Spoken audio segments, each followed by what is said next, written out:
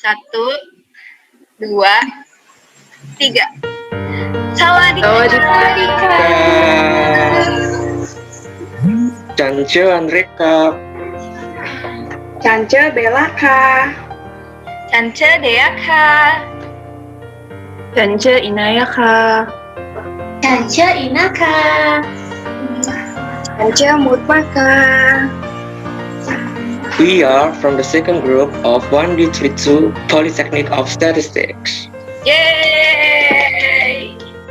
Welcome back to Mr. Bertrand's YouTube channel that today will explain about comparison between NSO Thailand and NSO of Indonesia.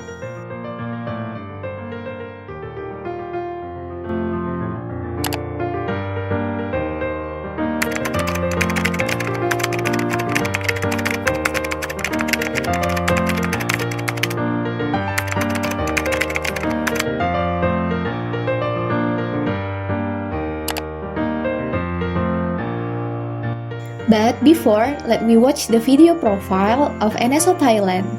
Happy watching! Kantor statistik resmi di Thailand bernama National Statistic Office atau yang dalam bahasa Thailand disebut Samnakngan Saititi Hangchat. Buat yang penasaran lebih jauh mengenai NSO Thailand, dapat berkunjung pada laman www.nso.go.th.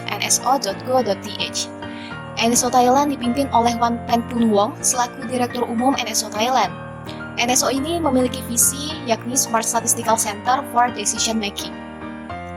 Posisi NSO Thailand di dalam pemerintahan yakni sebagai lembaga di bawah Kementerian Ekonomi dan Masyarakat Digital atau Ministry of Digital Economy and Society dengan sistem statistik desentralisasi yang mana berarti sistemnya terdesentralisasi berdasarkan subjeknya. Kita berbicara sedikit sekilas mengenai sejarah dari NSO Thailand. Kantor ofisial statistik ini pertama kali didirikan pada 14 Maret 1914 sebagai departemen di bawah Kementerian Keuangan Kerajaan yang dikenal sebagai Biro Perkiraan Statistik yang kemudian berganti nama menjadi Kantor Statistik Nasional atau NSO pada tanggal 23 Mei 1963 dan ditempatkan di bawah Kantor Perdana Menteri. Nah, selanjutnya kita akan masuk ke inti videonya mengenai perbandingan dengan BPS sebagai NSO dari Indonesia. Selanjutnya kita masuk ke materi inti dari video ini, yaitu tentang perbandingan NSO Thailand dan juga NSO Indonesia. Perbandingan pertama kita lihat dari dasar hukumnya. Jika kita bandingkan dasar hukum statistik antara Indonesia dengan Thailand, terlihat sangat berbeda, terutama dari segi jumlahnya. Indonesia memiliki sekitar 37 dasar hukum yang terbagi dalam berbagai bentuk undang-undang, peraturan pemerintah, perka atau perban BPS, keputusan kepala BPS, dan bentuk lainnya. Sedangkan untuk negara Thailand hanya memiliki dua aturan dasar, yaitu Undang-Undang Statistik BE 2550 tahun 2007 dan Undang-Undang Informasi Resmi BE 2540.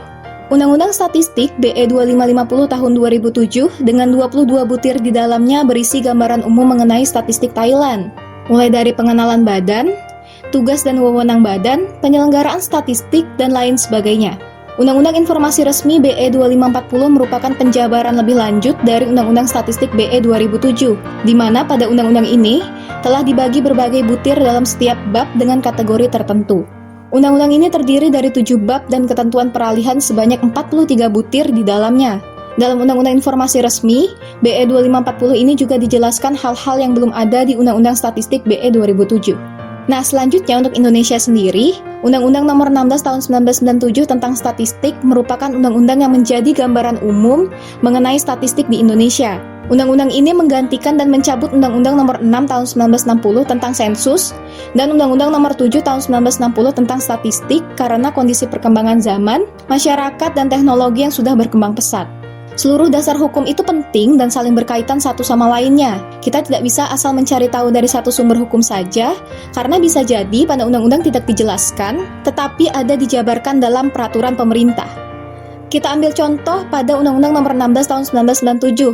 Itu tidak dijelaskan tentang peran Kepala BPS, namun pada Peraturan Pemerintah Nomor 51 Tahun 1999 dijelaskan bahwa peran Kepala BPS salah satunya adalah menetapkan wilayah pencacahan yang diatur pada Pasal 7 Ayat 1.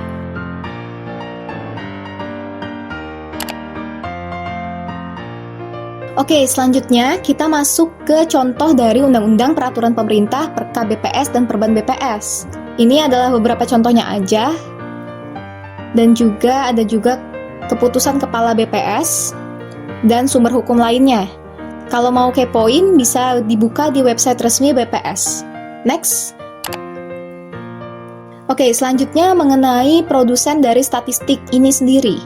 Tentunya setiap negara, produsen utamanya adalah NSO negara masing-masing, yang mana datanya ini diperoleh dari hasil sensus dan juga survei.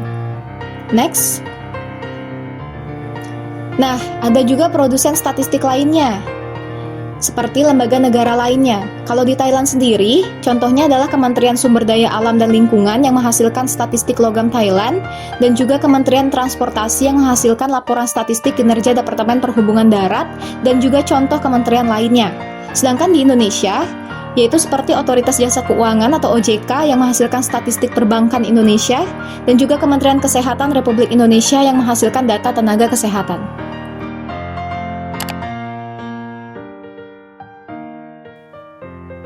Nah, selanjutnya adalah penasihat badan statistik. Tentunya setiap NSO ini memiliki penasihat badannya masing-masing ya teman-teman.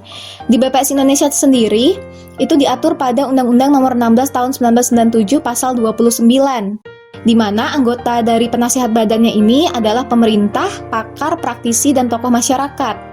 Yang mana pemerintah ini bisa terdiri dari anggota BPS, sedangkan pakar, praktisi, dan tokoh masyarakat ini bisa berasal dari universitas ataupun institusi lainnya.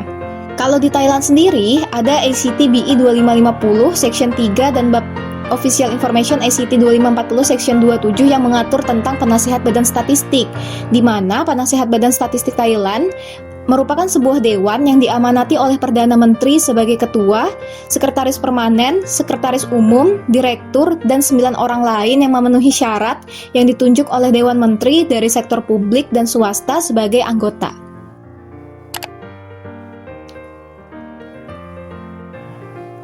Selanjutnya kita masuk ke fungsi penasihat badan statistik ini. Sebenarnya kurang lebih aja ya, yaitu seperti memberi saran dan pertimbangan di bidang statistik kepada badan. Mungkin seperti mengawasi dan memberi nasihat sehubungan dengan pelaksanaan tugas, memberikan rekomendasi, mempertimbangkan, dan memberikan pendapat, seperti itu ya.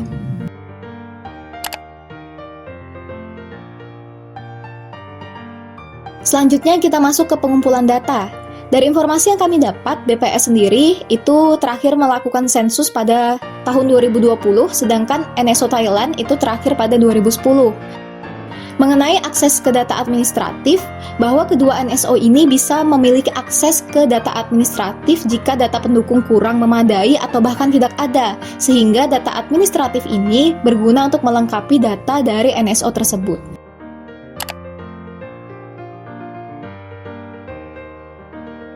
Nah, tentunya di bagian pengumpulan data ini juga dibahas mengenai kerahasiaan data responden, di mana memang kerahasiaan ini merupakan salah satu prinsip ofisial statistik. Kerahasiaan ini dijamin oleh dasar hukum negara masing-masing.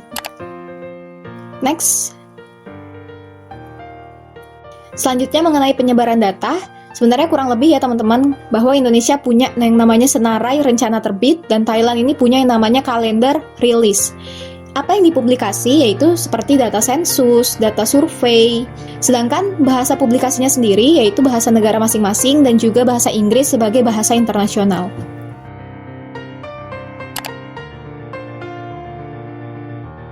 Nah, selanjutnya pada penyebarluasan data itu bisa dalam bentuk publikasi online seperti buletin, infografis, ataupun melalui website resmi secara gratis, dan ada juga dalam bentuk media sosial, maksudnya di publikasi di media sosial NSO masing-masing. Nah, yang terakhir adalah study case. Miss Ina ingin mencari data penghasilan rumah tangga penduduk Thailand untuk kepentingan pribadinya. Bagaimana dia bisa mendapatkan data tersebut? Ayo, di-pause dulu videonya. Oke, jawabannya adalah ia tidak bisa mendapatkan data tersebut karena data tersebut termasuk rahasia, dan juga di Thailand dalam pengumpulan data sudah dijamin kerahasiaannya oleh statistik ACT BI 2550 tahun 2007. Namun, ia dapat mendaftar untuk bisa mengakses data mikro dan gudang data NSO Thailand atau melihat publikasi lainnya.